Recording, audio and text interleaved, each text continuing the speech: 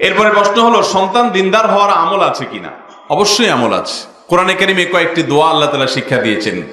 বিভিন্ন নবী রাসূলগণ আল্লাহ তাআলার কাছে নেক সন্তানের জন্য দোয়া চেয়েছেন। এগুলোর অর্থের মধ্যে সন্তান যেন নেক হয় সে দোয়ার কথা রয়েছে। রব্বি হাবলি মিনাস সালিহিন, আল্লাহ আমাকে নেক সন্তান দান করেন। রব্বি হাবলি মিনাস সালিহিন, আল্লাহ আমাকে নেক সন্তান দান করেন। সূরা ফুরকানের ৭৪ নম্বর আয়াত সাধারণভাবে পড়তে পারেন, বিবাহিত অবিবাহিত সবাই। আল্লাহ যেন সন্তান নেক হয়।